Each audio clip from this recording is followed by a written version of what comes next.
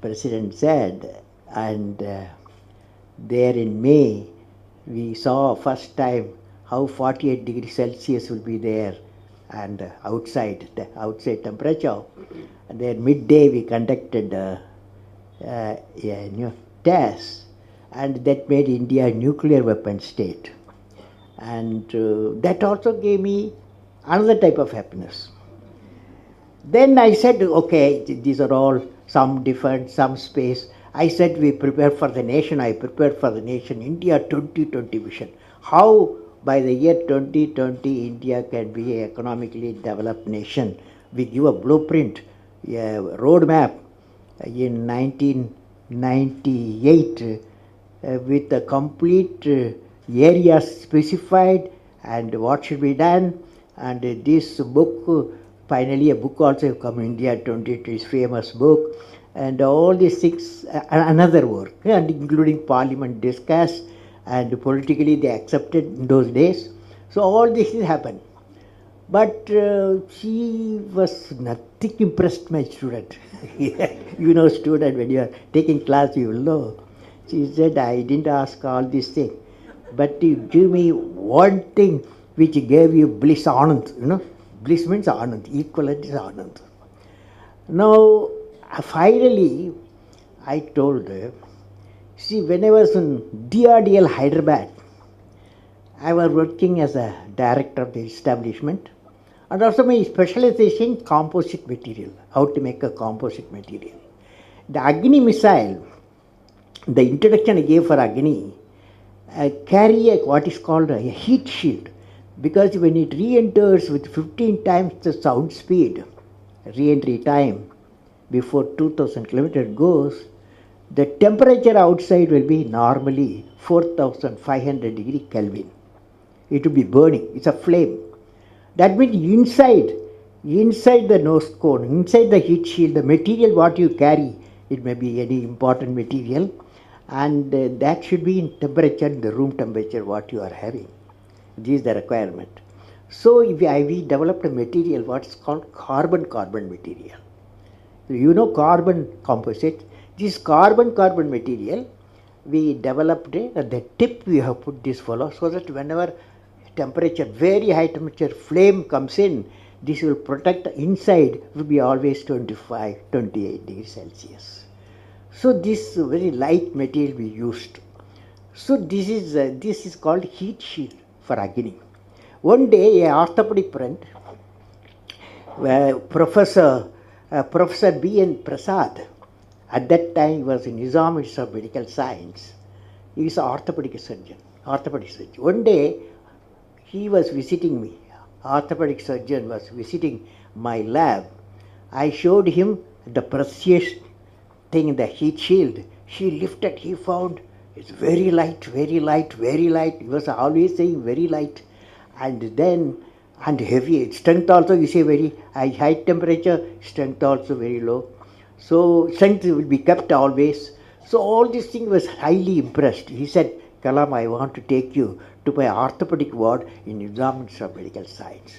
So he put me in his car, took me to the hospital, and took me to the orthopedic ward, where are 30-40 people who are having knee surgery. And about 15 young boys and girls, they had the caliper fitted. You know, for a polio patient, they fit the caliper. That caliper, both caliper put together weighs 4 kilograms. He told me, see that as soon as we went, they were removed that caliper, they did not wear it. As soon as they saw the doctor, immediately started fitting it. So heavy, it's not so uncomfortable. He told me, you see the scene, and you have got a fantastic material. What the use of missile? Why not you use that material, missile material? Use it for this, my children. So we took it as a challenge. We took dimension. We took 22 molds we made in 2 weeks' time, 3 weeks' time. And then we got 15 calipers, or we call it FRO, floor reaction orthosis, FRO. And I took it hospital with my team, composite team, and we fitted to each child. And child, when they were so light, they started running. Because that 4 kilogram becomes 400 gram. 4 kilogram, 1/10, 400 gram. The children were so happy, and they started running. When the mother saw this one, they thought, I saw the tears. I said, that was the bliss I got, I told. So all of you, my feeling is that answers as my student. All of you are fortunate to be in a noble profession to remove the pain with compassion and experience. Very important. See, one is treatment, another is compassion. Both today I was in Tiruvallur at a school. One girl asked me now question, but 12 questions were there. One question she asked.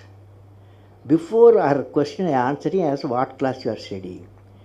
The girl said, I am 10 plus 1. What subject you have taken? She said medical subject she has taken. That is biology, medical science, and physics, bioscience. All these things she has taken.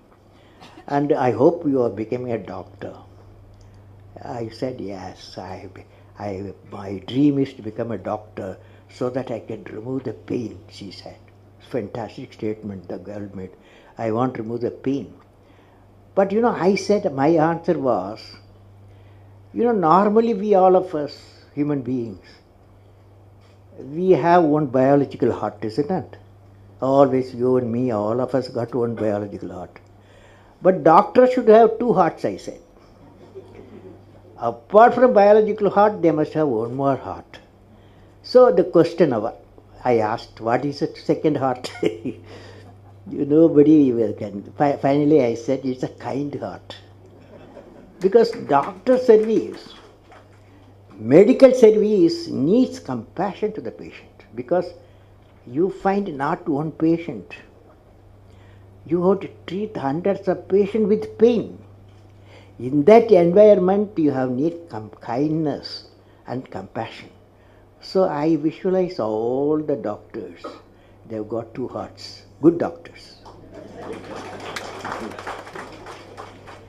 Now, medical profession, one of the important things, friends, when I see Dr. Sanjeevi's life, Dr. Ramurthi's life, and all your life, I see one great quality we need, what is called culture of excellence. Culture of excellence. All of you can hear me? Yes. Last row? Yes. Now, friends, you will belong to the medical community of multiple fields. You should stand for a culture of excellence. The excellence not by accident. It is a process where an individual continuously strives to better oneself. The performance standards are set by themselves. They work on their dreams with focus and are prepared to take calculated risk and do not get deterred by failures as they move towards their dreams. Then they step up their dreams as they tend to reach the original targets. They strive to work to their potential. In the process, they increase their performance, thereby multiplying further their potential. This is an unending life cycle phenomena, culture of excellence. They are not in competition with anyone else but themselves. That is a culture of excellence. I am sure each one of you will aspire to become a unique with culture of excellence, because that is needed.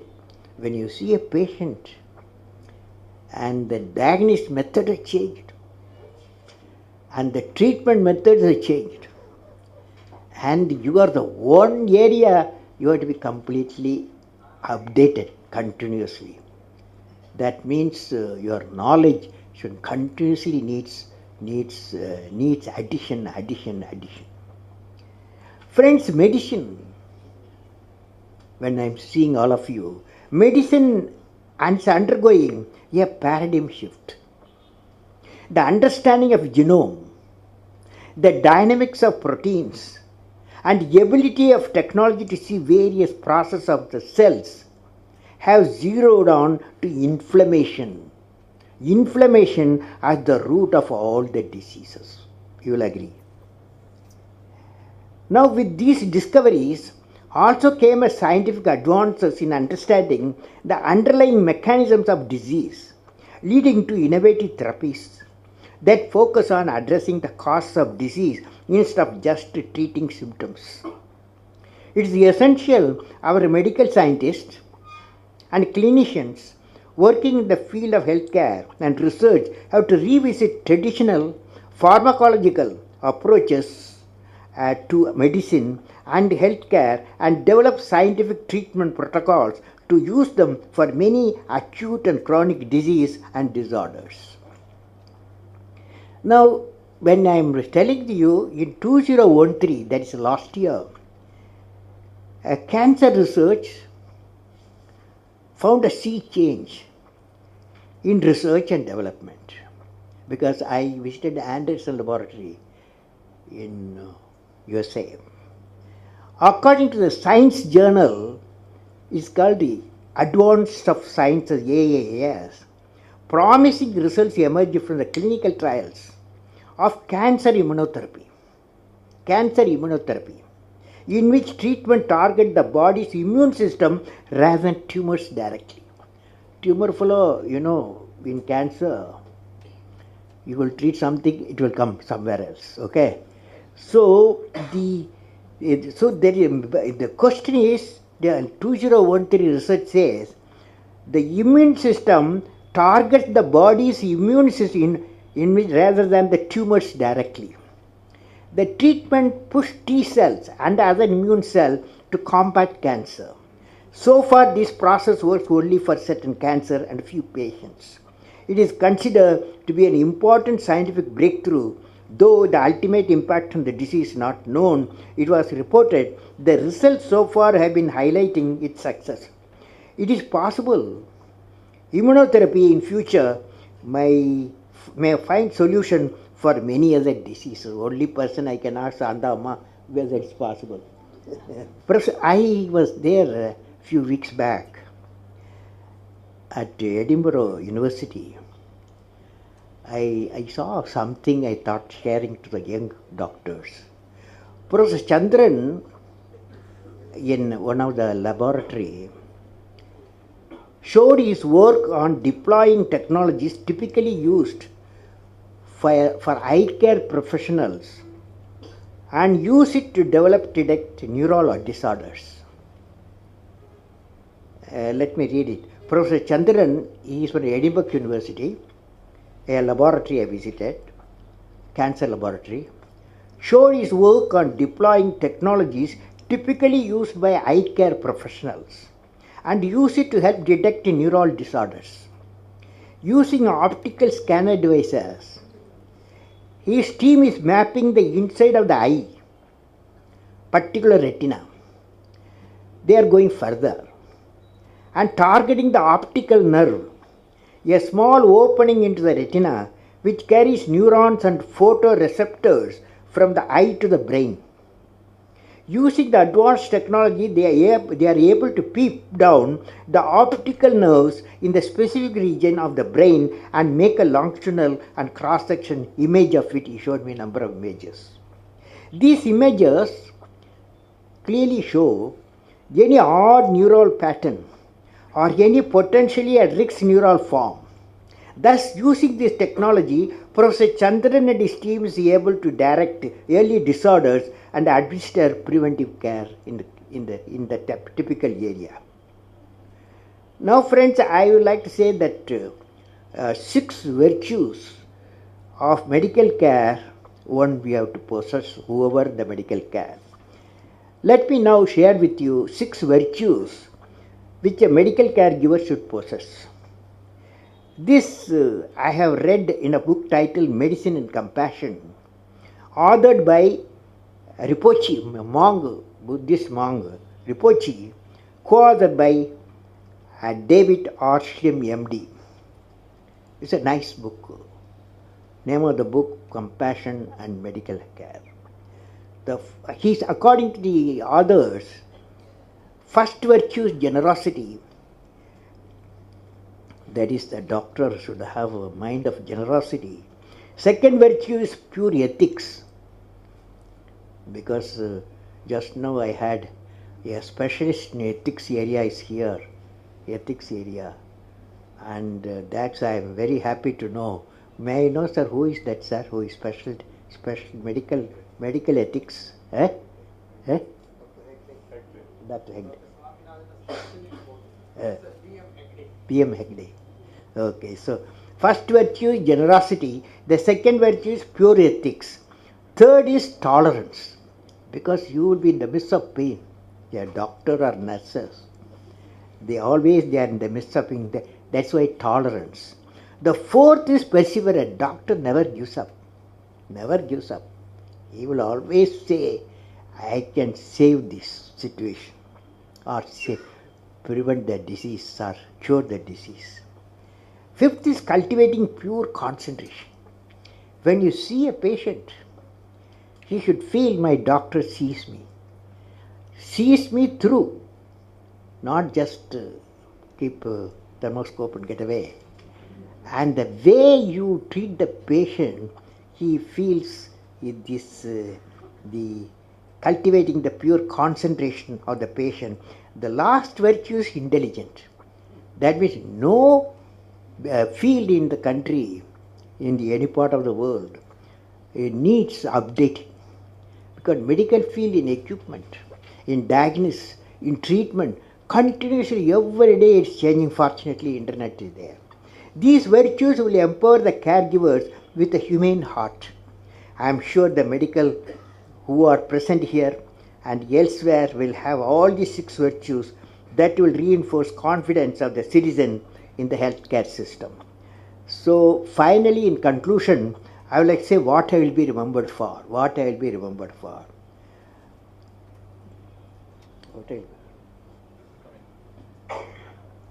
First, friends, I want to leave you with a thought today. What is the one action which will make you great? Every one of you has a page in the history of the world. What is that page? How do you make that page which is going to be referred by the prosperity? There is a need to give a vision to your ambition. What I will be remembered for, what I will be, each one of us has to ask the question, what I will be remembered for. And